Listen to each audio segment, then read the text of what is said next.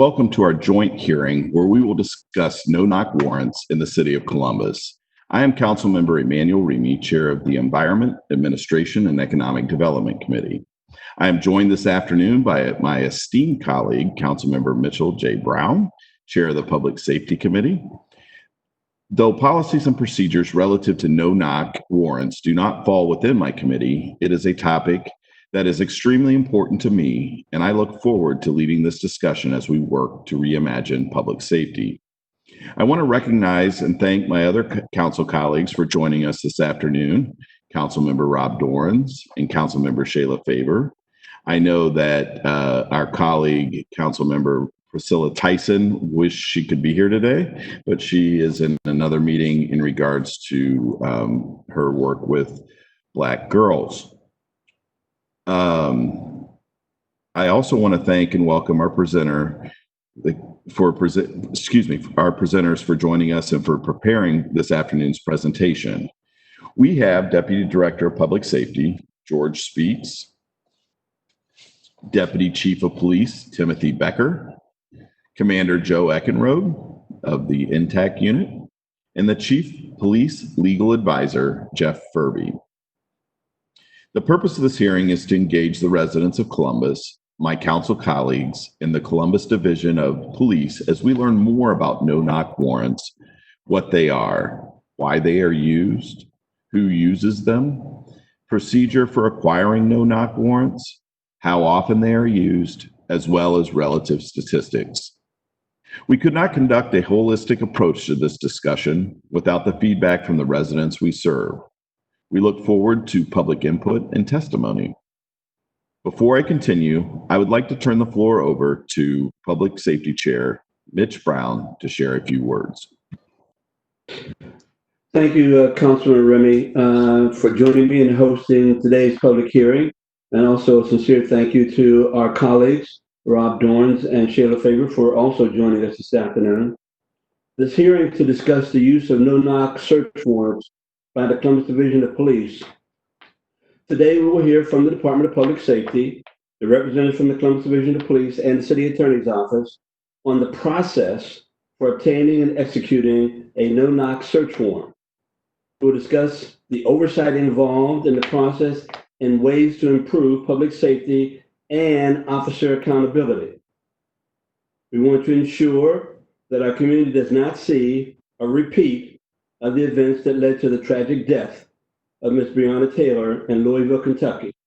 And our prayers go out to her family and her loved ones. My focus, which I'm sure my colleagues would agree, is first and foremost the safety of the residents of Columbus and the safety of our Columbus police officers. Both must play a significant role in today's discussion and our actions going forward. While I appreciate that there is time and place for the use of no-knock search warrants, their use must be limited to situations in which members of the public are at serious risk. We must make certain there is appropriate oversight of the use of no-knock warrants, and we must ensure there is an after-action review process following search warrant executions. If after the review identifies an area of improvement, the appropriate changes must be made. I'd also like to acknowledge and thank Councilor Elizabeth Brown for joining us, as well as I see Council President Harden. So thank you all for being a part of our discussion this afternoon. With that, I'd like to introduce Deputy Director George Speaks to begin his presentation. And again, thank you to Deputy Chief Becker and to Commander Joseph Echenrode, and of course, Mr. Jeff Furby from the City Attorney's Office. George, the floor is yours.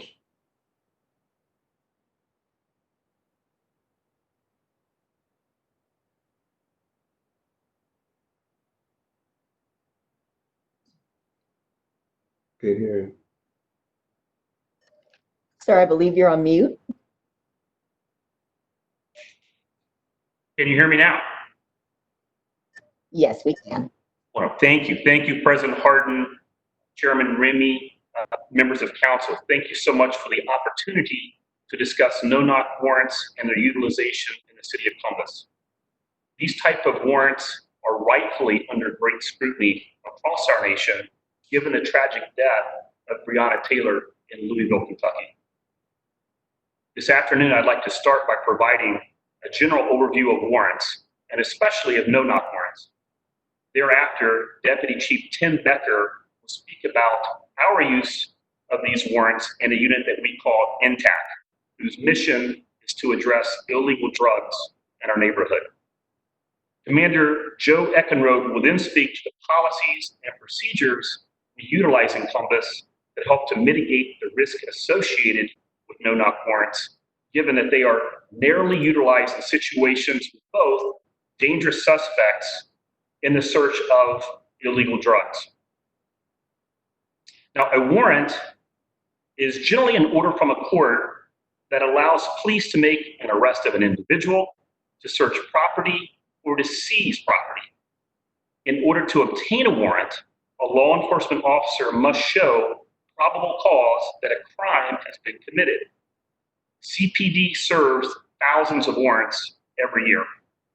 Now, when serving a warrant, a law enforcement officer is required to announce themselves and request entry.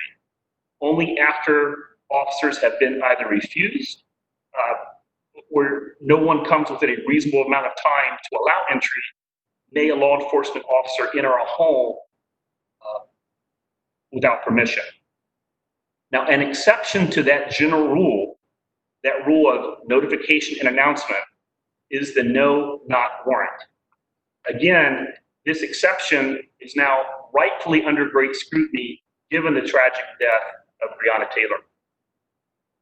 Now, the United States Supreme Court, in the 1997 case of Richard versus Wisconsin, upheld the use of no-knock warrants when there was either, so it's a two-part prong, if you will, when there was either a dangerous circumstance, and here in Columbus, that would be a dangerous individual with a weapon on the premises, a dangerous circumstance, or, that's the second prong, or where criminal evidence could be destroyed.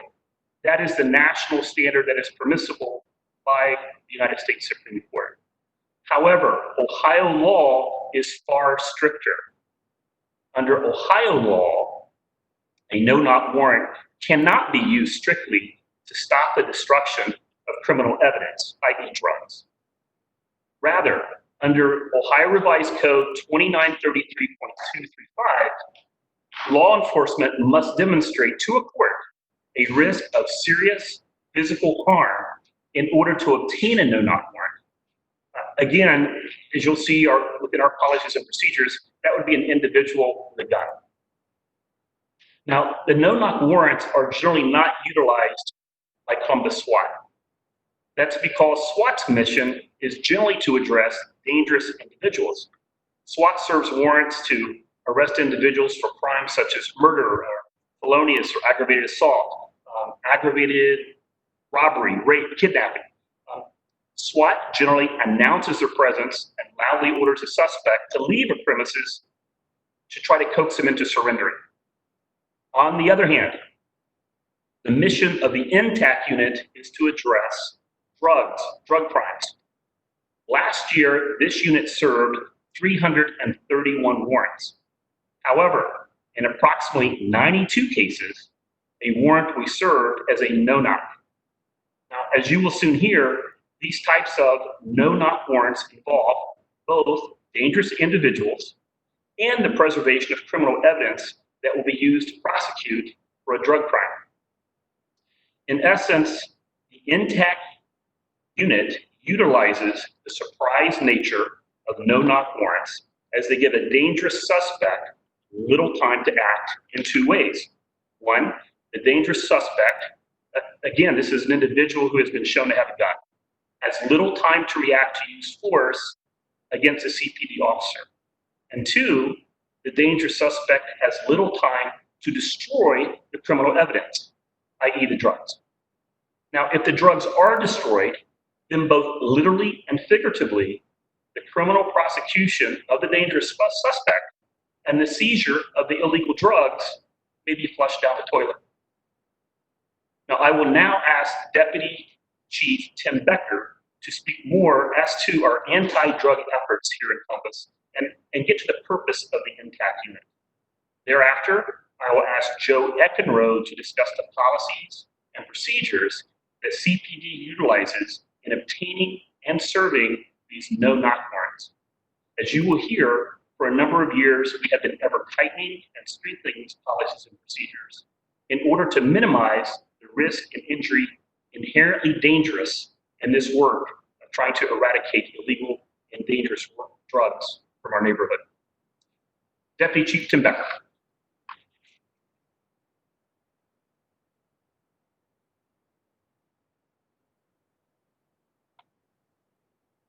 Thank you, council members. Good evening, and thank you for this opportunity. One of the reasons our city thrives is the close proximity to a large population, or a large portion of our nation's population. 41% of the population of the United States and 29% of the population of Canada is within a one-day drive of Columbus. This includes New York, Toronto, Chicago, St. Louis, Atlanta, and our nation's capital. The intersection of two major freeway systems, I-70 and I-71, puts Columbus at the crossroads of the nation, helps explain why it's difficult to travel 10 minutes on I-270 without passing the logistics business. The same qualities that attract these logistics business also attract people dealing in illegal drugs. Police are not the sole solution to our drug problem, but they are a vital component. As a deputy chief that oversees the Drug Crimes Bureau, the Major Crimes Bureau, and the Special Victims Bureau, I'm certainly aware of the large percentage of shootings, sexual assaults, human trafficking incidents, and gang crimes that stem from the root issue of illegal drugs. Ultimately, basic economics drives the illegal drug trade in our city. In the case of illegal drugs, I believe it would be irresponsible for us to sit idly by and not address the supply side of the problem, while other programs are being developed to address the demand side of the equation. The primary resource of the Division of Police to address illicit drug sales is the Drug Crimes Bureau. The Drug Crimes Bureau works along with our federal and state task force partners to interrupt the supply side of the illegal drug trade. The mission of these detectives is not to focus on the users of drugs, but rather those who endanger our population through the distribution of illegal drugs. This is no easy task, nor one without risk. To address this risk, the Investigative Tactical Unit, or INTAC, was created. This unit both investigates drug complaints that come in from the public and internally, and they serve search warrants. In 2019, INTAC received 1,680 complaints, which developed into 692 investigations. Ultimately, they served 331 search warrants, 27% of which were no-knock. In 2019, the warrants resulted in the recovery of 334 firearms, 2,346 grams of cocaine, and 4,436 grams of heroin or fentanyl, among other illicit drugs. In the same year, Columbus police officers responded to 3,870 overdose calls, and the Franklin County coroner reported 625 deaths due to overdose. Many sources indicate that a dose as small as 2 milligrams of fentanyl can be fatal. Therefore, 1 kilogram of fentanyl has the ability to fatally overdose the entire population of our city. Certainly, the efforts of the INTAC detectives have saved lives. I've been the deputy chief overseeing the Narcotics Drug Bureau for approximately 2 years, and it's changed names during that period from Narcotics Bureau to the Drug Crimes Bureau. In the last 2 years, many changes have been enacted in the Drug Crimes Bureau, including the commander's approval of no-knock warrants and quarterly training between the SWAT and INTAC sections. We have devoted more time and resources for our partnership with the city attorney's office using the nuisance abatement process to shut down drug dealers. In the instances of no-knock warrants, these are only requested when intelligence leads detectives to believe that there's a high likelihood of violence. One benefit of no-knock warrants is increased safety and with that, the tactical element of surprises worked. Despite encountering nearly 1,300 suspects and over 330 firearms in 2019, deadly force was only used by a detective on one entry, and it did not result in any injuries. While not the intended purpose, this also serves to preserve the evidence, which can also easily be destroyed in drug cases. Large quantities of drugs can be flushed or consumed very quickly. How can no-knock warrants be served safely and effectively? For starters, the intact detectives are experienced. Currently, there are 19 detectives representing more than 500 years of service to Columbus Police. Secondly, members are required to meet firearms qualification scores above and beyond most division personnel, and their rifles use strange bullet ammo, which is designed to minimize overpenetration in the event of use. Despite the service of thousands of high-risk search warrants, the fatal shooting of a suspect by impact has not occurred in decades. However, 5 detectives have been struck by gunfire during this period, including our most recent incident in May 2020, where a detective was very seriously injured. As I previously stated, the job of these detectives is very high risk, and the danger to these city employees is real. Legislating away no-knock warrants will increase danger to both our employees and the public. As mentioned by the director, what happened in Louisville is a horrible tragedy, but things are not done here like they were in Louisville. I ask you to consider the fact that in some circumstances, a no-knock warrant service may be safer than the alternative. I encourage members of council to come on a mission with intact prior to taking action. I think you'll find it much different than what you see on television, or maybe even what you've seen in the past. These detectives are very passionate about their job, one that continually evolves. Unlike what you may expect, the detectives arrive in passenger vans and methodically announce their presence on arrival to try to gain compliance prior to forcibly opening the door. Much of the hard work in the case occurred before the detectives ever left the office, including the investigation, scouting, and detailed mission planning to provide safety for everybody involved. In every warrant service which I have accompanied intact to, the neighbors exited their house and clapped and cheered for the detectives for addressing the illegal drug dealers who are destroying their neighborhoods. Commander Joe Echenrode has served for the Drug Crimes Bureau Commander since August of 2018. Joe has significant investigatory and tactical experience in his 31-year career, including 11 combined years as a sergeant in intact SWAT. Commander Echenrode has worked closely with the chief of me to improve how the Drug Crimes Bureau performs during his tenure, and he'll now provide a more detailed look into these active operations.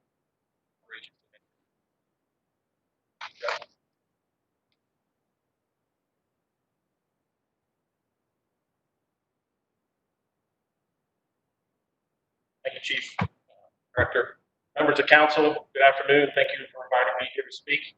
Again, my name is Joe Echenrode. I'm the commander of the Drug Crimes Bureau, more commonly known as the Narcotics Bureau of Columbus Police. The legal authority for uninvited entry into one's home is the highest level of police authority exercised, second only to that of deadly force. In Columbus, the Intact Unit is a dedicated team of trained professionals.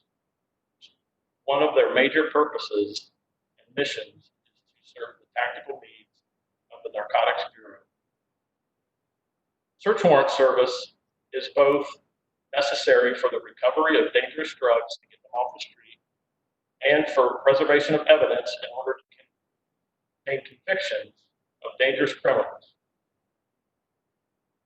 When search warrants are presented to the Intact Unit, there is always supervisory review and policy in place that requires multiple levels of independent address verification,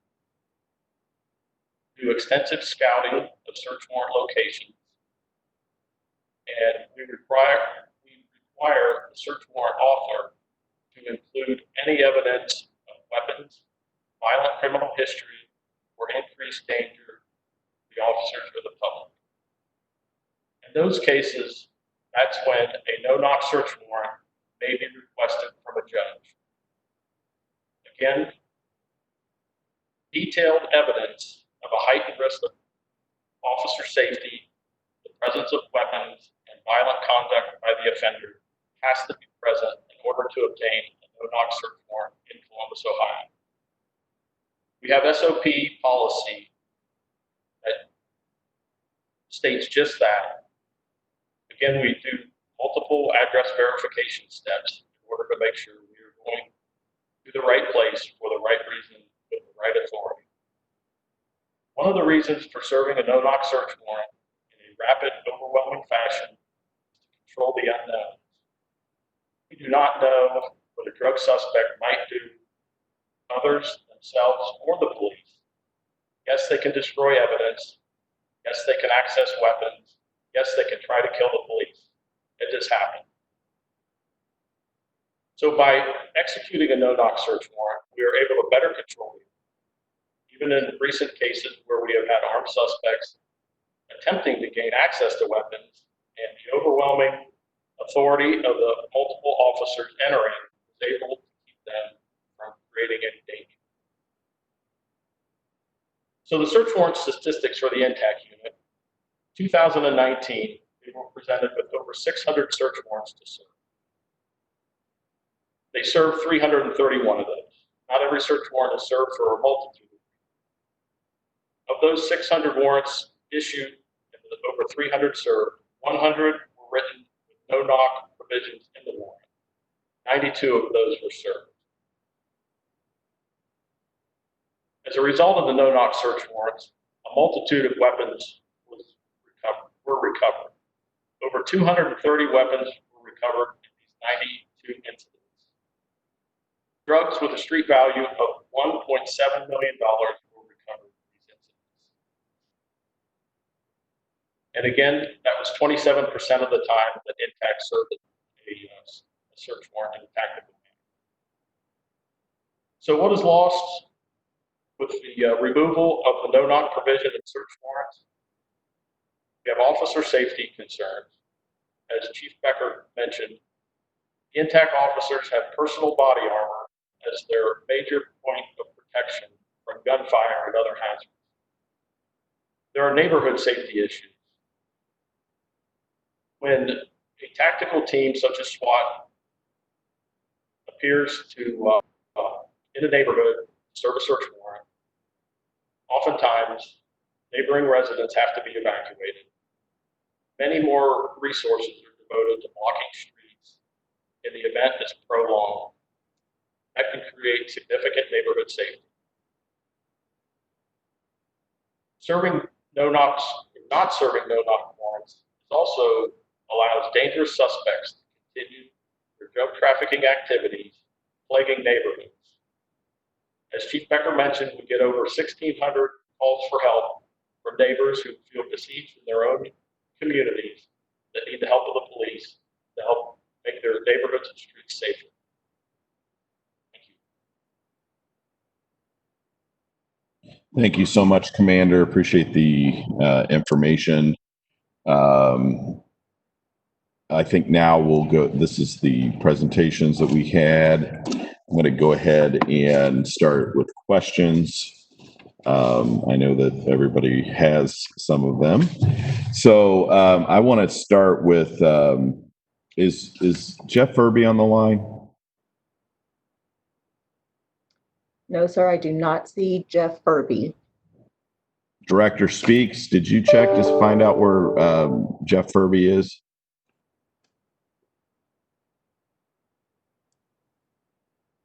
Jeff's in Georgia's seat right now. I see. Okay. Sorry, I didn't have that pulled up. Great. It's on mute, Jeff.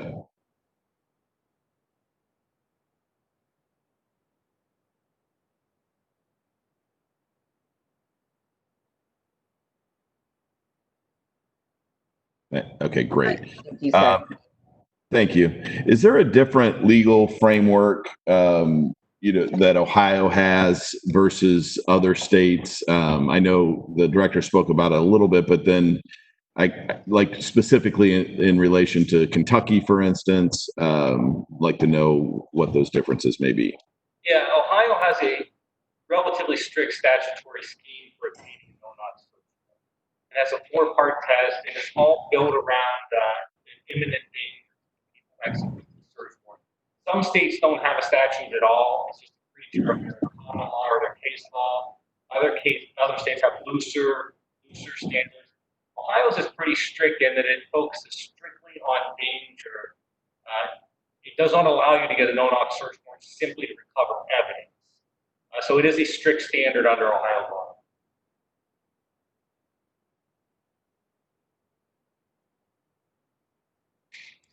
Sorry, this is for just pretty much anyone in the room over there. Are there situations other than, we talked about INTAC running most of these no-knock warrants, but where are the other times that no-knock warrants would be appropriate, and what type of cases would they be?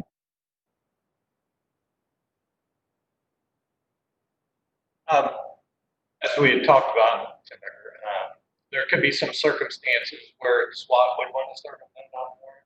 That could be a hostage situation. Recently, I was thinking back to the Boston bombing. The suspects were in the houses there and were heavily armed and had already killed people. That if they had a warrant announcing it or calling it out on people who had deliberately already been inflicting harm on others, may not be the safest or best decision. And more in the neighborhood, that the element of surprise could come into play and be useful for that. But there are very limited circumstances, as Director Speaks mentioned at the start. We talked about INTAC and SWAT, who serve our highest profile warrants, but we serve thousands of search warrants, and a lot of them with detectives on investigations. And there are very limited circumstances where we ask or serve warrants as no-knock, and they're always involving danger to officers and public. Thank you, Deputy Chief Becker. I just want to point out the microphone in the Public Safety Department is very poor. So if there's any way that you guys can speak up into the mic, it sounds like you're underwater. So, and I think most of my colleagues agree. So I'm assuming that the public might as well. I would like to ask of someone in the department there, currently is INTAC or SWAT wearing body cams during these no-knock warrants or warrants in general? So SWAT had tested body cameras, and they were trying to find a more suitable location on their uniforms that they could wear. INTAC has not. It's my understanding. I've been requesting them for a while. It's my understanding that Chief Quinlan approved them through seizure funds, and that council will have that on the seizure funds resolution Monday. They have been on what was originally submitted, I think, for 65 additional body cams. Those are for our tactical officers. And INTAC's already done some preliminary testing. They're ready to affix them to their uniforms and wear them. And SWAT will make arrangements, so they will both, if those get approved, we will have those out there as soon as we get them in. Send it up. I know it's really poor. The audio is really bad. So can you guys just get closer to the screen? I feel like if you're as close as possible and speak into it, because we're missing the content of a lot of what's being said. Thank you, council member. Yeah, thanks, President Tim. So this is close I can get because of a desk, but it's a lot better. Okay. Well, SWAT and INTAC neither have body cameras currently. SWAT had tested body cameras, and they were trying to find a suitable location on their uniform with all the equipment they wear. It wasn't as simple as affixing them like a patrol officer. Intact has not had them. However, I had requested them this year. Chief Quinlan authorized that through seizure funds. That should be on council's agenda next week. For the seizure funds, 65 body cameras, that is to outfit our SWAT officers and our Intact officers with body cameras. Got it. Thank you, Deputy Chief. I appreciate that. Councilmember Brown, Chair Brown, do you have any questions for the department? Deputy Chief Becker, can you speak to how many suspects or innocent third parties have been injured during no-knock search warrants? To my knowledge, it's zero. I'm not sure how far back you're asking, but I have no knowledge of any injuries during no-knock search warrants. And why do you think that is, Deputy Chief? I think the surprise factor gives us a tactical advantage, and it takes away the opportunity for the suspect to consider other options or to get to their guns in order to engage in a gun battle. That's why I indicated, I believe it's actually safer for us to serve them in many instances in no-knock situations. We have very experienced detectives that are serving them. They're well-trained. They've been police officers for a long time. So not only are they experienced at what they do, they're experienced at being a police officer. I have very few people with less than a quarter century of experience. And so they have very good discipline and they're good at what they do. Deputy Chief, how many officers have been injured in the execution of a no-knock? So, we're all five. So all five of the shootings that I mentioned were all in a no-knock search warrant situation. And can you speak to the type of weapons that you have confiscated over the past 3 years with the use of no-knocks? So we've confiscated practically every type of weapon. A lot of assault rifles, large high-capacity magazines, drums, pistols, shotguns, just a variety of pretty much every type of gun has been confiscated during these search warrants. And Deputy Chief, when you're executing or evaluating the use of a no-knock, do you take into consideration the individuals in the household? Is it a senior who may be there? Is it a pregnant woman who may be there? Is it a child who may be there? What parameters do you take into consideration of whether or not you will or not execute the warrant if those individuals are in the house? Yeah, absolutely. All those factors, Councilmember Brown, are considered and weighed into the decision. As Commander mentioned, there's extensive scouting. So they will be checking out the target for a while. They have intelligence from whoever's been in the house to make a purchase of drugs. And all those factors weigh in, and we try to do our best to minimize those factors. Not only is it safer for the people inside, but it's safer for the officers. And so every one of those factors and more, even the animals, proximity to neighbors, all that stuff is taken into account. And also, before I turn it over to my colleagues, under what conditions would, let's say, Intact say they want a no-knock search warrant, but the commanding officer says no? So that could be a variety for the things you just mentioned, considering other alternatives, walking the detectives through that, talking about what they've seen, why they want it, and if that justification wasn't there in the minds of the command staff. Said all of us that are Commander Echenrode and I both have in excess of 31 years experience. The other, the chief of police that would make these decisions, whether we're going to do that or not, have a lot of experiences to weigh upon when we decide to approve these decisions. Thank you, Chief. I'm going to turn it over to my colleagues to see what questions they may have. Councilmember Dorns. Thank you, Councilmember Brown. Couple of questions.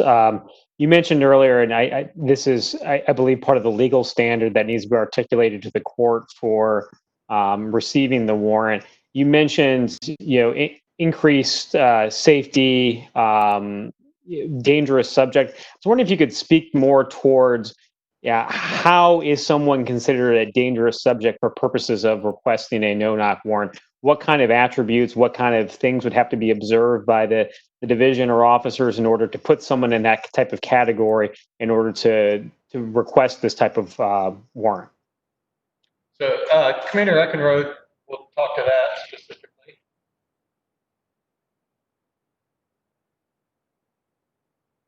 Is my audio okay? Yep. Good. So if I think I understood the question is what kind of factors determine how we decide if someone is a violent individual? Is that correct? Correct. So typically that will have to do with either recent knowledge of offenses of violence. You know, they have criminal history, say for armed robbery, aggravated assault with a firearm, attempted murder. Sometimes we have that information up front. A lot of times the intelligence we get during these investigations is that a dealer will sell the drugs with either a gun nearby or physically on their person at the time of the sale. Anytime there's an act of violence during the probable cause undercover, that would all play into what knowledge we have to show that the person is dangerous and a threat to us or others. Thank you. Commander, I think both you and the deputy chief both spoke to this as well, as far as the scouting that goes into this type of executing this type of warrant. I think the deputy chief was talking about making sure of who's present in the house, whether that's senior citizens or other animals or dogs. I guess this is a sort of a tactical question. If officers are devoting a significant amount of time to sort of scouting the location and observing the house, wouldn't it be more safe to wait for the individual that the warrant is being served upon to wait for them to exit the house and serve the warrant on that individual and then make entry? I'm just curious why that would not be a safer alternative. So that is a case-specific tactic, and in fact, multiple times we have done that. It kind of goes into the specifics of a particular case. If a suspect has conducted enough drug activity where we know we're going to make an arrest and we are able to take them away from home, it is safer that way. Oftentimes in drug cases, evidence required for the prosecution is that physical possession of the drugs. And once they leave, it is hard to link them back to whatever we might find in the house. But again, if the legal standard is not about preserving the evidence, it's that aspect of it shouldn't really come into the decision-making process, should it? So as far as a no-knock, that's correct. It is not strictly for the preservation of evidence. Okay, so I guess when we're talking about the usage of the warrants, these types of warrants, I guess it gets a little bit confusing if we're talking about one of the reasons that we'd want to execute a no-knock is to have them in possession of the drugs. But again, that's not one of the reasons why we would allow a no-knock warrant to happen. That's correct. Not solely for the possession of the drugs. Okay. Building on a question that Councilmember Brown just asked a moment ago, so in instances in which you've walked through sort of the approval process that folks are required to go through getting a lieutenant in order to approve the warrant. I was wondering if you shared with us that Intact executed over 300 warrants last year. About 90 of them were no-knock warrants. I was wondering if you could share with us how many requests for no-knock warrants were denied. So of the numbers we have, only 100 no-knock warrants were presented and 92 served. So there were instances where we had possession and the judge had issued a no-knock search warrant that we did not serve. I don't have the breakdown of the reasons why, whether they were rejected by the supervisor or the execution just simply didn't happen for a variety of reasons. Okay, and I guess just to make sure that you understand the point of the question, which I think you do, is that I think when we're talking about sort of the processes that the division has in place and why those may be different from, say, a department in Kentucky or so, I think it'd be helpful for us to understand like sort of the stringency in which this goes through to say, hey, this was asked for and it was denied because of these, 4 or 5 reasons. And this is sort of a normal practice that occurs. So if you'd be able to follow up with council about that kind of information, I know I would be interested in knowing that. Okay, yes, I can review some of the no-knock warrants to see the language that's included. Thank you. I'd like to turn it back to Councilmember Remy. Thank you. Thanks, Councilmember Dorans. President Pro Tem Brown, would you like to ask any questions that you may have? And remember, Sure. our friends over in the Department of Safety, please move in towards the computer because even Commander Echenrode there for a moment was starting to fade in and out. Thank you, council member. I appreciate you saying something because you never know. Is it me or is it you when these audio issues happen? And I know I have some connectivity issues today. So I wondered, I have a few questions. First of all, touching on a prior question, I believe that Councilmember Brown asked about other individuals present. How do you know who's present every time? And do you write it down and document it?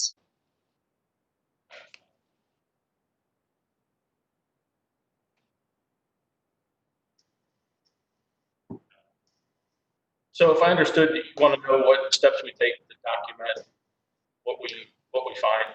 Right, and specifically, I'm thinking the presence of children, pregnant women, elderly people,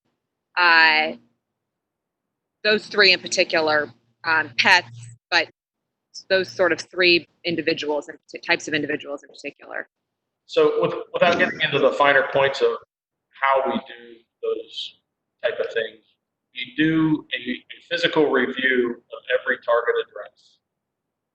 We take in any observations we make of the presence of, say, toys in the yard, maybe a dog chain, a wheelchair ramp, anything that's external that we know about. We also debrief the people that we know have been inside to ask them what all they've seen and who they know or expect us to know to be in the house, such as young children, elderly, anyone with disabilities, anybody that would be at increased risk of us coming in and serving the search warrant.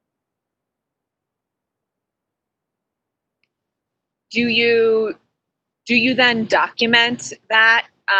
So there is documentation of each deployment and which at-risk populations could be involved? Yes, there are several documents. In addition to the search warrant, we require everyone requesting a search warrant to be served to fill out an assessment form that discusses a lot of the factors you just mentioned. We also, when we do our what I'll call reconnaissance of an address and our research of the people that we know are involved, all those documents are formulated into an intelligence packet that is reviewed immediately prior to the service of the search warrant. And what presents a deal breaker? If you know that children are in the home, do you no longer entertain the use of a no-knock warrant? Same for pregnant women, same for elderly people. And if not, why not? So there's always a risk versus reward. And I know personally, in at least one case, I knew there would be a presence of children and also the presence of dogs and large aggressive dogs. And the likelihood of us having to use firearms against the dogs was outweighed by the presence of the children, and we did not serve the search warrant. Okay. I'm also curious about the types of drugs being seized, and I apologize, this could have been covered in the kind of underwater portion of the presentations. But could you walk me through by the numbers what types of drugs are seized in these seizures? So I don't have, well, I might have those statistics. Hold on one second. Do you want to know just in reference to no-knock search warrants or all search warrants combined? I'm actually curious about all, and if that's something that you have to follow up with, I would understand. But in terms of you said about 300 that Intact serves, even beyond no-knocks, what types of drugs are you going in and what types of amounts? I'm really curious about those hard numbers. So I do have 2019 statistics. I can tell you off the top of my head, we covered over $9 million in street value of the different kinds of drugs. The actual breakdown I can send over to you. It'll talk about different quantities and amounts of different types of drugs. That would be very helpful. The 9 million doesn't mean very much to me. So that would be very helpful to really understand that. And then you mentioned the policy requiring that, I think you said a lieutenant sign off on the no-knock search warrants. That process, so a lieutenant has to sign off on seeking it, and then you go to the judge, and then you have 72 hours once it's served to deploy the no-knock. Do I have that sequence correct? So yes, a lieutenant would be involved in the circumstances, would review the actual warrant, and then prior to serving it in a no-knock fashion, the lieutenant would authorize the go-ahead for that service.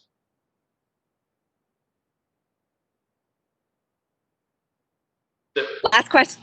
Oh, go ahead. I was going to add, there have been internal discussions about additional layers of authority in granting the approval to do the service of the no-knock search warrant at higher than the lieutenant level, possibly. Would love to understand how those are progressing and how you may elevate that call.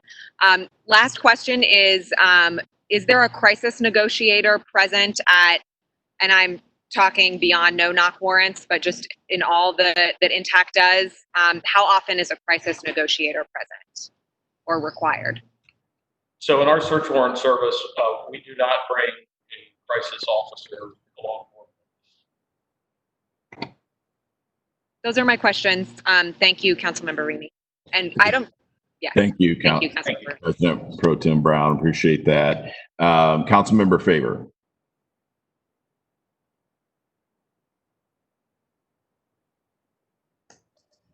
Sorry, work that mute button every single time. Good afternoon, everyone. I wanted to just take a moment if you all would oblige me. It's been a little over 100 days since Breonna Taylor was shot and killed. Breonna Taylor was a 26-year-old African-American emergency medical technician who was fatally shot by Louisville Metro Police Department on March 13th, based on the execution of a no-knock search warrant that was granted on the strength of an investigation of two men who police believe were selling drugs out of a house that was far from Ms. Taylor's home. The judge also signed a warrant that allowed the police to search Ms. Taylor's residence because the police believed the two men had used her apartment to receive packages. Gunfire was exchanged between Ms. Taylor's boyfriend after officers came through their home, and one of the officers fired over 20 shots, and Ms. Taylor was shot 8 times. And one of the officers was also injured by this exchange of gunfire. And so my first question is, we've heard a lot about the experience that our officers, specifically our SWAT and Intact officers, have in the execution of no-knock warrants. And my assumption, which could be naive, is that LMPD officers would say the same thing, that their officers had experience in the execution of search warrants. What are we doing, or what are our practices in Columbus that would prohibit the same situation occurring? So Jeff Furby talked about this. We talked about this earlier today. The circumstances that were detailed that are public that we know from LMPD do not meet the threshold that we have here in our established policy. So we would not have a warrant on those vague general terms that they use down there. They have apparently a different standard. And to get back to Councilmember Brown, last question that Commander Echenrode was answering, Chief Quinlan is prepared to implement even an increased system where a deputy chief or the chief of police has to give that initial approval for a no-knock warrant. And then the actual service of the warrant, as you just mentioned, then that would be approved at the time by the commander. So that would be elevating both those. So you've asked for what the progress is on that. That is what Chief Quinlan has been working towards doing for the last couple months. Okay, thank you for that.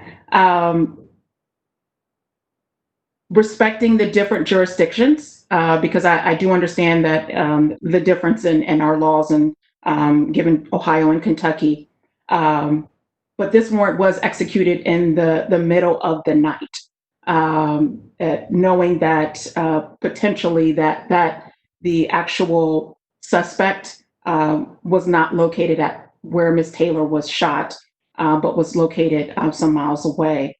Would we simultaneously execute search warrants I'm not going to ask this question the right way. If our target is one subject matter, so the apprehension of said drugs, but we have two different locations, would we strategically execute two search warrants at the same time without allowing one unit to conduct its business first and make a valid assessment of that situation? Does my question make sense, sir? I think I understand your question. And to that answer, I think it would depend on circumstances. It's very rare that we would do that. One, our resources are limited, so the ability to execute simultaneous search warrants is somewhat limited. But if depending on the circumstances, SWAT or another jurisdiction may execute a warrant for us simultaneously, but I don't recall that happening. It doesn't happen very often if it does. Okay. It's also been reported that officers had the wrong address down in Louisville, and whether or not that the case is an ongoing investigation. So I don't want to dispute the facts there. I just want to clarify, how are we ensuring that warrants are being executed on the right property? Or the right. We have multiple people that are charged with verifying that information prior to the execution of the warrant. And, you know, we're humans. I can't say that it could never happen, but we've executed thousands of warrants, and it's not been an issue that we've seen very often. I won't say it's never happened, but it's not happened very often in the thousands of warrants. It's one or two instances of what I've been told. Okay. And then there's also been this conversation around Ms. Taylor's home being designated as a soft target, which may have suggested a different tactic than, busting in, for lack of a better word. Do we differentiate between a soft target or a hard target and the type of entry that might present? Yes. Based on the circumstances is how we're going to respond. Sometimes, as Commander said, we may try to take the people away from the location. We may have different approaches. It could be the type of building it's in, the physical location, the circumstances. All those factors play into the decision-making process, how they plan their mission. Okay.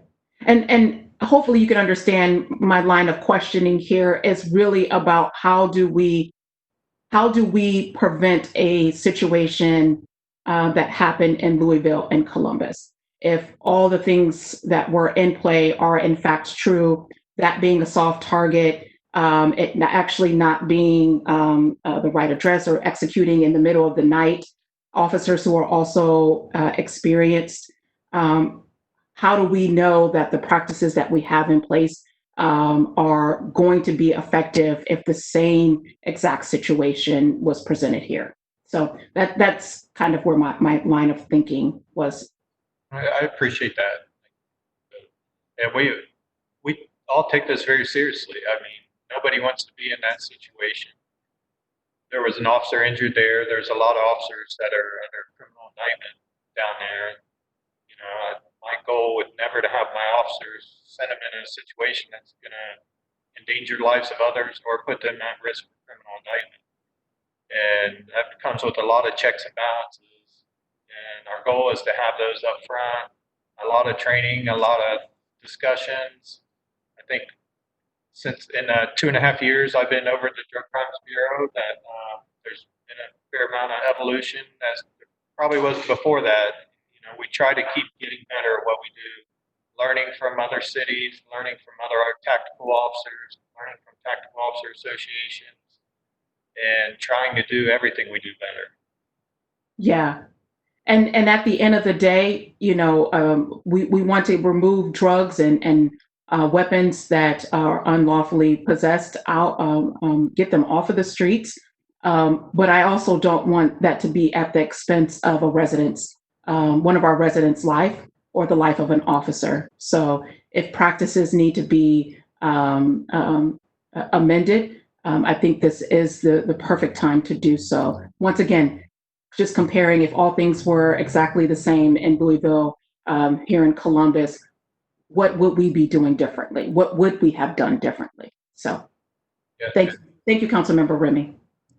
Thank you so much, Councilmember Favor. Council President Harden.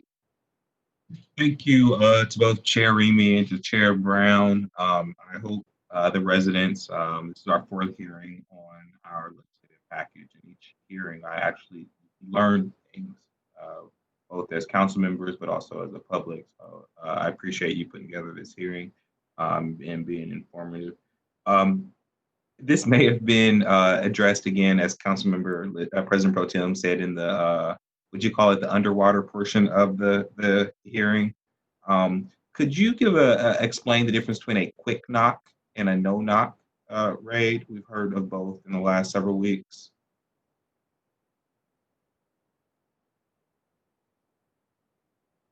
So I can let Commander Echenrode go into specific details, but you know, a knock, there's going to be a knock and announce or a no knock. It's going to be the two things. And to comply with, if there's not a no knock warrant, then you have to give the opportunity for somebody to refuse, as Director Speaks said at the start. So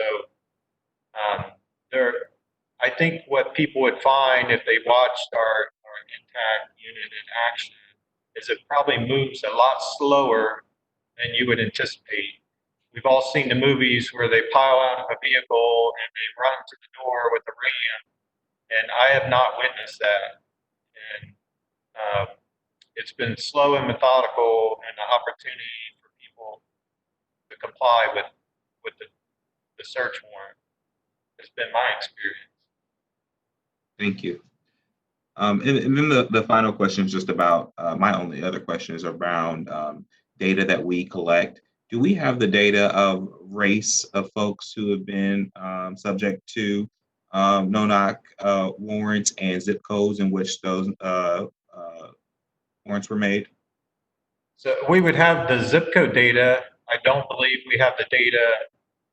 And I'm not sure when you say subject, is that the homeowner, the target? We would have the arrest data. Yeah, I guess it would be certainly the target of the raid, but even I guess I would be interested in the home ownership as well. And again, the question is around data and transparency in terms of as an oversight agency, as council. If we have that data, it would be helpful for us to see that as we deliberate.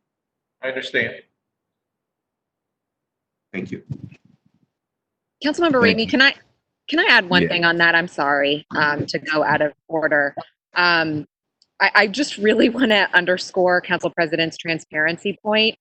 And, as much as Council can understand that the division is documenting and sharing about data on race and on zip code, data on who else is present and who could be, collateral in sort of a tangentially dangerous but immediately dangerous position. And then additionally, I asked the question about what drugs are seized.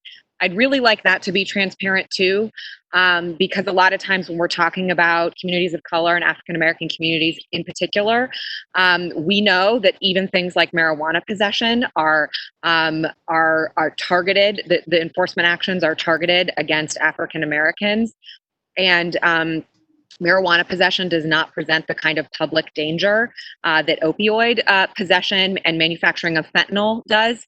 And everyone on this council is very clear on the present danger of fentanyl and opioids in our community. And it is a scourge. But we need to make sure we're laser focused on that kind of drug enforcement and not the kind, that sort of adds more work to the plate of police officers and puts them into more clash situations, but doesn't actually enhance the public safety. So I would just like to underscore Council President's point that the transparency is key here, and transparency to Council equals transparency to the public, which is so important, I think, in this whole package of reforms, that we're not just keeping data to ourselves and left up to a public record, but how are we making these things understandable by the public at large? Thank you, Council Member, for letting me go out of turn. Thank you so much, President Pro Tem Brown. I just want to ask a couple of clarifying questions. Deputy Chief Becker, I think Councilmember Dorans touched on this potentially. Somebody did, one of my colleagues. When are these warrants served? The one thing about Breonna Taylor was in the middle of the night. But do we have a policy that makes it, are they served at all times, or when are they generally served? So most of our warrants are not served at night. That's a very rare, extreme circumstance. There can be a clause that allows for that, but it is very rare. I don't have the numbers sitting with me here today. Most of our warrants are served during the day, and to the point, the one where our officer was most recently shot happened around 8 o'clock in the morning, and there was one person in the house, which was somebody that was elderly. But we had information that I won't share in a public forum to indicate the danger to that warrant. That's why that was served. That was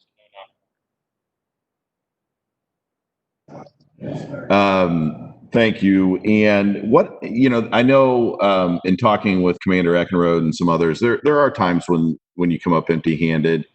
Any theories on why that occurs? Is it bad intelligence? What causes there to be nothing? Whether it be guns or drugs in the house.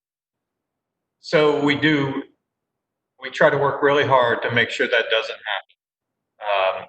There's a variety of things. Somebody with the drugs could walk out of the house that wasn't the person that's, we're told, holding the drugs. The drugs could have been flushed. Or the weapon could have walked out. We have to rely on sources sometimes for information, and we try to verify that as much as possible. If we don't believe there's going to be if we believe there's not going to be drugs, then we don't do a raid. We don't serve a warrant. We may have a warrant ready to go, and we try to verify right before that service, or relatively close to, and keep an eye on the place. And if we don't believe it's there, we're not going. That's the reason why Commander mentioned there was a lot more warrants that they had in hand than they actually ever served. It can almost double. And a lot of those cases, when we don't get confirmation, we rely on our supervisors to make the call to call that off, because it's not worth the risk. It's not worth the risk to the public. It's not worth the risk to our officers. So this next question, I'm going to take privilege and tell a little bit of a story that many of you know already. But last November, and in fairness, this wasn't Columbus Police Department, but a multi-jurisdictional task force attempted to perform a raid on my property, a property that I had purchased in June of last year. After numerous visits from CPD, Sheriff's Office, and me continually telling them that making the simple look at the auditor site would show that the property had transferred. It just kept going. And so when I saw 12 officers swatted up at my house at 7:15 in the morning, and my kids telling me, "Daddy, there's a bunch of men coming towards the house," I mean, obviously I had an idea what this was all about. But and I'm somebody of means of being able to contact the right authorities and making sure that things like this doesn't happen. But the average citizen wouldn't have that same luxury. And so my question revolves around the one time we have a pit mix puppy that my wife adopted, and the one time that she told me to wear the remote for her shock collar around her was that morning. And I can't even begin to tell you, I never wear that thing. And that morning she told me to put it on, and my dog ran out, and I watched one of the officers go for their gun as they would have put the dog down. And so I have a particular concern as it relates to pets, because obviously we had a wrong address from officers that failed to do their duty of at least doing the basic study of who lived in that house and who might have been coming in and out of that house on occasion. Because fortunately, I hate to think what would have happened if I had been an African American living in that house. And so anyway, is there training done, and or would you commit to doing training as it relates to dogs with your officers? Because certainly if my dog had been killed in front of my kids at that day, I can't even imagine what the consequences would have been. So I'll let you answer. So we do training. We do training as a division. We do training in INTAC. They have somebody with a dog pole. And tell you, last year I was on a raid on the south side of Columbus. There was 5 dogs when I was with INTAC serving a warrant, full-size pit to puppies. One of those puppies is now a member of my household. I have adopted that pit mix, and she's a beloved member of my house. And I can't imagine her being harm caused, but there were 5 dogs there on that particular raid that I was with the team. None of those dogs were harmed. And the dogs were scared. Dogs do get scared. Some get aggressive. Some get scared. It's the officer's first goal, and a lot of my officers in that unit have adopted dogs that were from raids that were taken by animal control because nobody identified as the owner. They didn't have tags. No information on them. A lot of people have gone because they didn't want those dogs to be euthanized at the shelter, and they have done what I've done and gone and rescued those dogs. So I'm not alone in doing that. A lot of people have done that. They do care for these dogs and they want them to succeed. We have had an officer bitten by a dog on a raid. He almost lost his career. He lost a lot of time at work due to injuries and side effects from the injury due to a dog bite. So there is the flip side of maintaining the officer's safety. Had an officer off work and major surgeries for over a year, trying to recover from a dog bite. So finding that balance is important to us as well. Well, thank you very much. Of course, this isn't about animals, but it's about all aspects of this type of warrant. And so, Humanity. I mean, that's fair. yeah, I feel like our job today is to find out everything from A to Z about this type of warrant, and certainly ask all appropriate questions as it relates to it. Do any of my colleagues have any further questions before I call on the, we have two call-in speakers this evening. Emmanuel, I would like to ask a question to Chief Becker or to Commander Echenrode.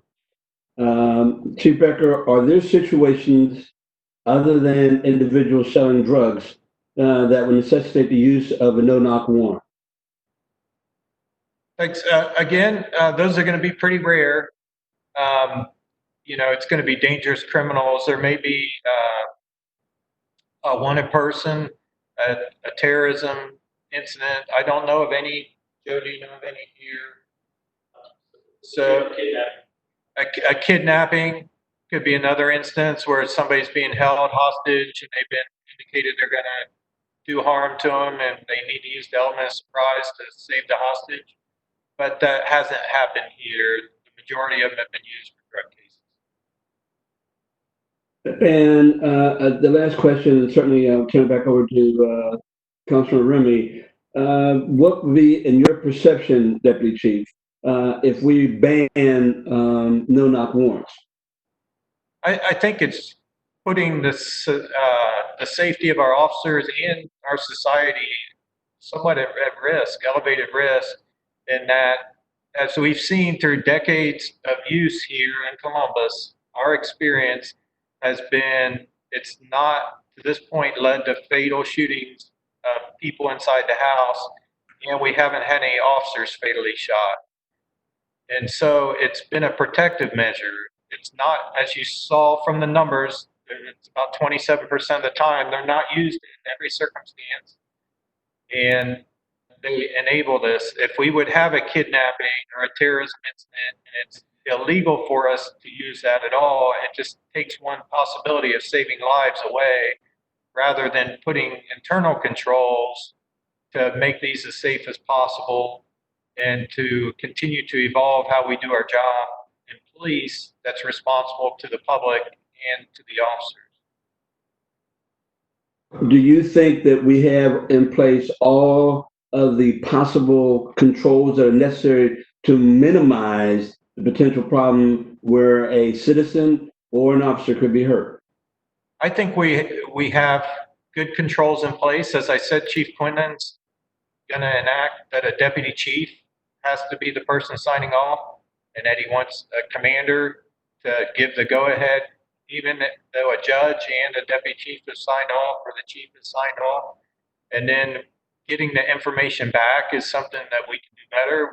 All the deputy chiefs will get an email with whether the warrant was served, what was the result of the warrant, so we can learn. Were they successful? Was it needed tactic? Could something else have been done? And a much smaller group, we can have that discussion, whether it's a good tactic or not. And we'll start, we haven't in the past retained all the numbers of the information that was requested here today, but that's something that we can do forward. The more data we have often leads to, better ability to make good decisions in the long run.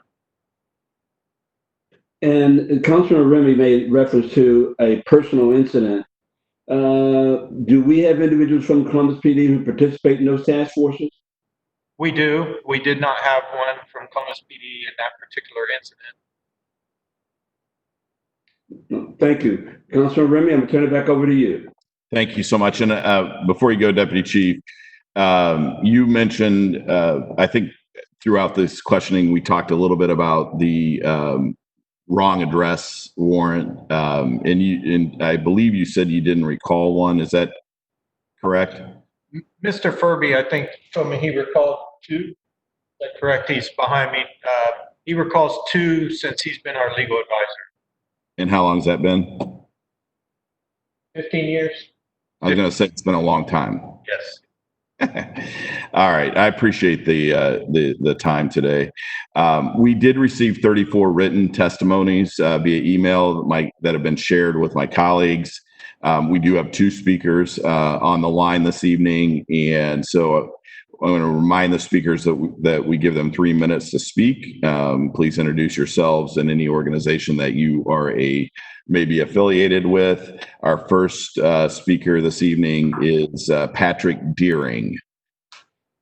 All right, thank you so much for having me today. My name is Pat Deering. I'm a 4L evening law student at Capital University, and I am affiliated vice president for political strategies with the Stonewall Democrats of Central Ohio. I'm here today to share my testimony in support of eliminating no-knock warrants in the city of Columbus. No-knock warrants are inherently dangerous, and we have already heard this evening why they're inherently dangerous, and that is because of the surprise factor involved. And in the end, that surprise factor can only be mitigated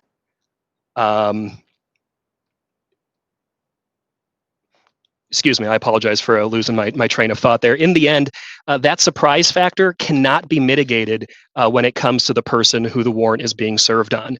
No amount of pre-preparation, no legal standard, no amount of investigation is going to tell the police how somebody in a home is going to react when a no-knock warrant is served. There's no way to eliminate the danger that an officer faces, that people in the neighborhood around the area where the no-knock warrant is being served face. And we see this time and again in many states, including states that have similar legal standards to Ohio.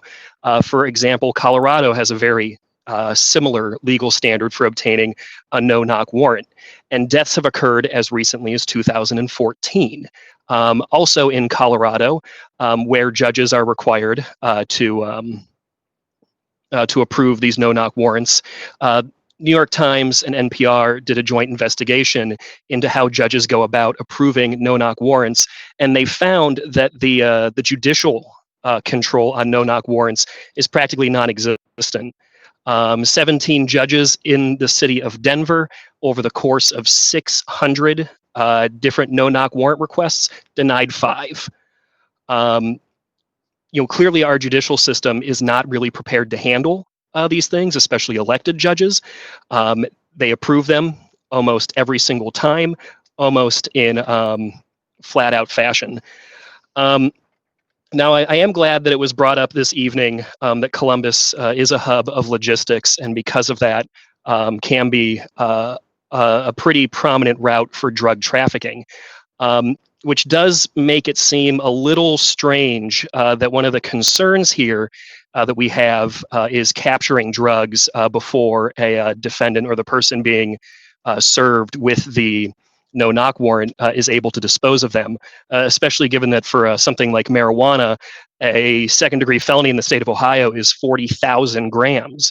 I do live in an old home and have a very cruddy toilet. I know my toilet wouldn't handle 40,000 grams of marijuana in the few seconds that it would take to simply serve a knock and announce warrant. Maybe in newer homes, you guys have better plumbing than I do. Sorry, was that my time? Yeah, if you have any final thought to get across. I would just encourage members of council to go back and look at the local case Solis v. Columbus, which stands in direct contradiction to the safety of people being served with these warrants that the police have been speaking about this evening. No-knock warrant was served on the wrong address. A woman who was 8.5 months pregnant and her 12-year-old daughter were held at gunpoint, forced to the ground, verbally berated by police, and it all turned out in the end that they were supposed to be at 124 South Dakota Avenue, not 120 South Dakota Avenue. So despite all of the controls that are in place, despite all this investigation we're hearing about, these mistakes still happen, they still blow it, and unfortunately, even though thousands are served without error, that is cold comfort for the people who have the police barge into their home in the middle of the night and harass their 12-year-old daughter. It does, the success rate does nothing for that family. Thank you. Thank you very much, Mr. Deering. We appreciate your comments this evening. Do any of my colleagues have any questions or comments for the speaker? Council President Harden? Not for the speaker. I just wondered if Jeff, or I forget his title. Yes, sir. We always just call you Furby, and so I never. Do you know of the case that was just referenced by Mr. Deering? I know that case very well. It was an embarrassment. It was 17 years ago. It was SWAT. It was not INTAG. It was not for drugs. They were looking for a violent suspect, and they had a misreported address. After that case, we changed every SOP, every directive relative to no-knock search warrants. We were sued in that case. We worked with the federal judge, essentially rewrite the SOP so that never happened again. The caller is right that case was an embarrassment, but that changed everything about no-knock search warrants, how we did them, because we didn't want to see that happen again. And I think we've only had one since that time, and it was a very different scenario than that. But yeah, the Solis case I remember quite well. Thank you. Our next speaker that we have this evening is Thomas Less. Thomas, are you there? I am here. Thank you. Great. Thank you, Council, for holding this and for giving me the opportunity to speak. I am a Southside Area Commissioner for City of Columbus, representing Marion Village. Wanted to join this to express that I have heard from a number of residents on the South Side some concerns over these, that when these are served, particularly if they're in the middle of the night, that it's disrupting to both the neighborhoods as well as, obviously you're going in and finding that person, but there's also a community impact that needs to be accounted for in thinking about these things. In particular, there has been a few streets where, unfortunately, there were multiple homes that this has occurred at. So it's, I think as much as 2 to 3 times in a week that it's happened within some of our neighborhoods. So that's very concerning. I do also want to echo, I think, what Councilman Dorans was getting at, that I'm a little bit concerned that the first part of the reason for these is being a little bit outsized. And yes, that person is dangerous, but that's not the presence of drugs should not be the governing factor as to why we're serving these. That there's probably safer ways to wait until they come out of the door. And yeah, you might have a little less ability to charge them, but if it's overall safer for everyone involved, again, the mandate from the Ohio Code is that the danger is number one, not the drug presence. So I am a little bit concerned about that. And I think to back that up, ACLU in 2014 studied 20 police departments and found that no-knock warrants were used in about 60% of the incidents in which SWAT or special teams were assigned, even though they only resulted in finding small quantities of drugs in a number of these situations. And the New York Times followed up in 2017 and found that between 2010 and 2016, there were many injuries. This is nationwide. And 31 civilians, 8 officers died during these raids, but in a lot of them, they're only finding misdemeanor levels of drugs. So is this really worth that danger, that risk, that potential loss of human life for a relatively low, bar of drug use? So I would encourage a more strict requirement around, not just having probable cause, but probable cause of a large quantity, a significant public threat of these drugs. If you're talking about a large amount of fentanyl, that's a very different thing than marijuana. And I think that needs to be recognized in how we apply this. So that is all I have. I just wanted to let council know that it is a concern from constituents on the South Side that these are happening. And, again, from a standpoint of the public safety, is it being held in higher regard by serving these, or are we safer not serving some of these particularly low level? Thank you very much. Thank you very much, Mr. Less. Before I give my closing remarks, I'd like to go around and make sure that there aren't any final comments. If there are any final comments from my colleagues, first I'll turn it to Chair Brown.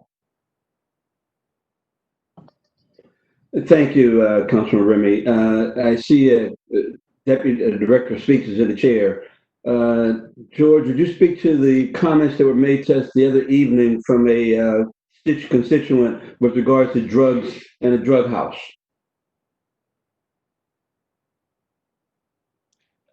Councilmember, as Commander Echenrode gave statistics for earlier, we received hundreds and hundreds of calls from the community asking us to come in and eradicate the drug house in their neighborhoods. We're responding to that community concern. Last week when you were I were on the call, that's exactly what was expressed by a multitude of folks concerned with drugs in that particular neighborhood and one particular drug house, as you recall. And George, while you're on, would you speak to maybe Echenrode or Becker can speak to the role that they play with regards to marijuana seizures, as far as the use of intact in that regard?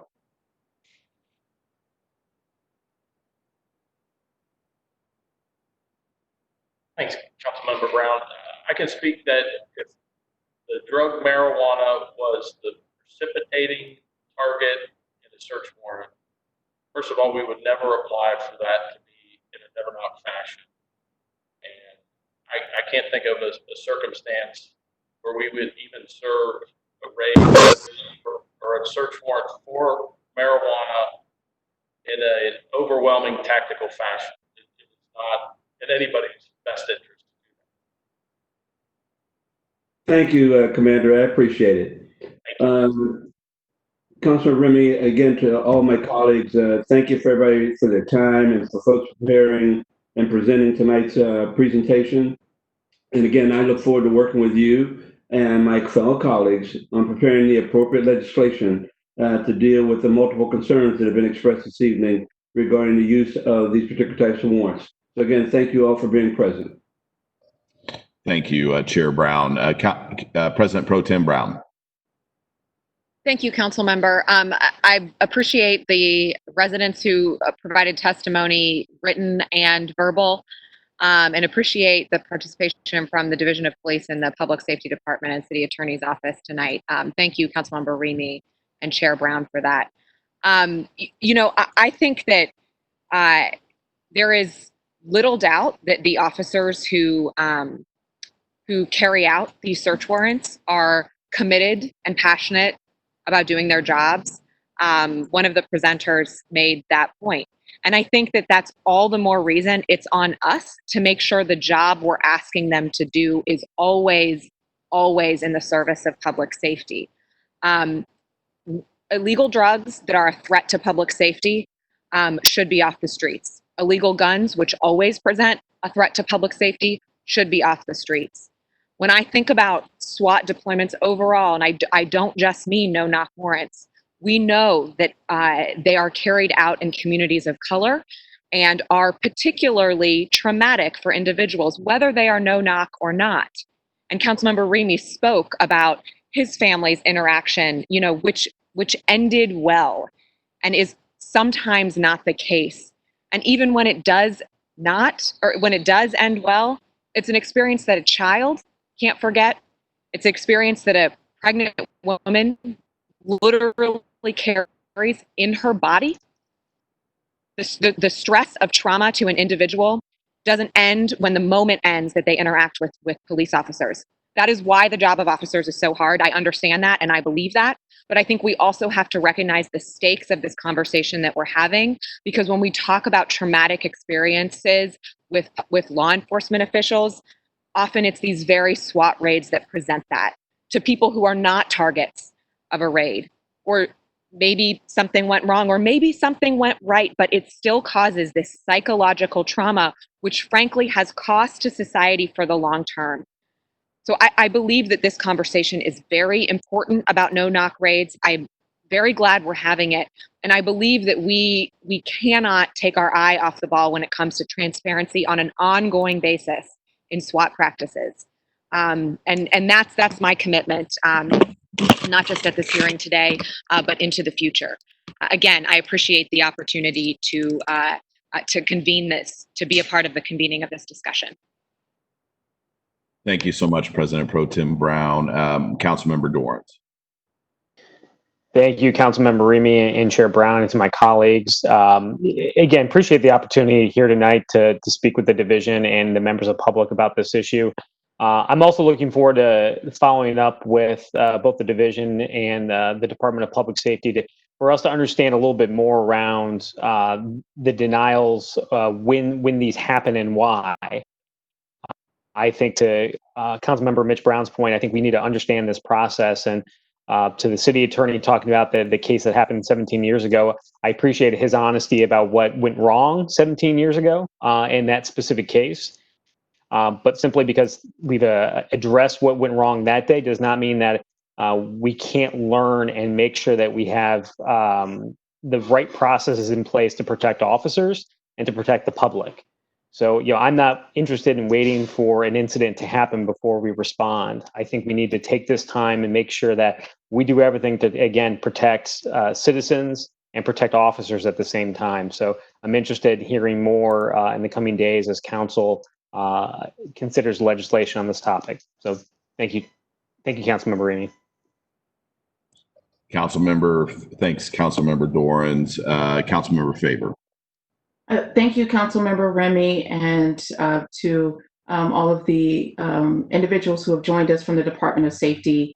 Thank you very much for your insight and your candor this evening. You all know that I served as an assistant city attorney with the Zone Initiative prior to becoming a member of Columbus City Council. And so I understand the value of no-knock warrants in situations that have essentially abated nuisances in communities that have contributed to property deterioration, harm to residents, and just the overall public safety. Essentially removing those establishments changed communities overnight. But when I have to balance the effectiveness of that with what we have all come to know as a situation that occurred a little over 100 days ago, I think it is time for us to reevaluate at what point we execute no-knock search warrants in Columbus. And whether we're talking about marijuana or a fentanyl or combination of weapons and drug trafficking, what are those thresholds that would trigger the execution of a no-knock in Columbus? And so I want to continue to have those conversations and really take the opportunity to assess what our values here are in Columbus. I value residents' life over the apprehension of a misdemeanor level of marijuana. And so I hope that comment lands well, or whether it does or not. That's why we're having these uncomfortable conversations. But I thank you for your time this evening. And thank you, Councilmember Remy and Chair Brown, for holding tonight's conversation. Thank you very much, Councilmember Favor. Council President Hardin. Thank you, Chair Remy and Chair Brown, to my colleagues, to the Department of Public Safety, and to those who have participated either by sending written testimony or calling in and speaking or just viewing as part of holding us accountable. Just a reminder, just over 4 weeks ago, this council stood together and said that in 5 weeks, we would have a community conversation, that we would have hearings, that we would talk to folks, and then we would vote on a series of, on a legislative package that included no-knock warrants, that included civilian oversight and independent investigation, that included a hate group affiliation and demilitarization. The process that we've undergone so far is that the council members and community together have engaged in nearly 18 hours of public hearings in the last several weeks. We've heard from thousands of folks through written testimony. We've heard through hundreds of folks via verbal testimony. This is the process, and this is the process working. I think we're going to ask folks to come back together for one final public hearing on the collective package as we draft the actual legislations that we will vote on July 27th. Stay with us, stay the course over the next week. My colleagues and I will have plenty of follow-up and engagement with public safety, with community members, with each other, as we refine what the actual legislation that we will present to the public and then ask for your feedback on. But as promised, we will then vote on July 27th. I am very appreciative for everybody's engagement. We are trying to make a safer community. We are actually reimagining public safety in Columbus. And as we promised 4 weeks ago, this is just the beginning. This is not the panacea of reimagining public safety. But we wanted to be able to say what we were going to do, tell you when we were going to do it, and have you hold us accountable. And to the public, I say thank you, to public safety, to my colleagues, to everybody who has been engaged. And we still have a lot of work to do over the next week.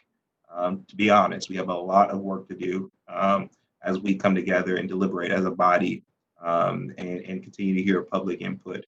But my promise is that we will vote on July 27th. And so I appreciate this hearing, and I appreciate everybody's engagement. Thank you so much, Council President Hardin. You know, after the senseless murder of 26-year-old Breonna Taylor on March 13th by the Louisville, Kentucky Police Department, residents across the nation are discussing the outright ban on no-knock warrants in their communities. According to an investigation conducted by the New York Times, there were 39 deaths between the years of 2010 and 2016 as a direct result of no-knock raids, and 8 of those were police officers. This is something we certainly do not want to see in our community. This is something we cannot see in our community. We needed a better understanding the feasibility of these warrants and whether their intended purpose outweighs the risks of everyone involved.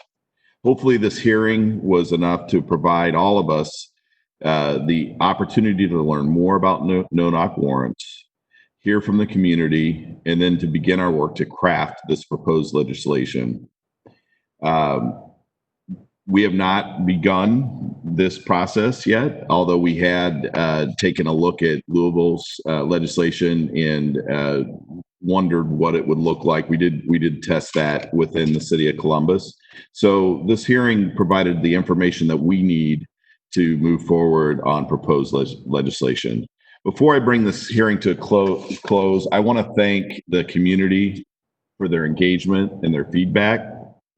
Please keep an eye out for future notifications. If you currently do not receive notifications from the City of Columbus, I welcome you to do so by going to www.columbus.gov. You will be prompted to register as soon as you open the webpage. I want to thank our speakers this evening, Deputy Director George Speaks, Deputy Chief Timothy Becker, Commander Joe Echenrode, and Chief Police Legal Advisor Jeff Furby. I want to thank Angela Burks, James Schuback, and our CTV team for assisting with our technology needs and connecting us with the community.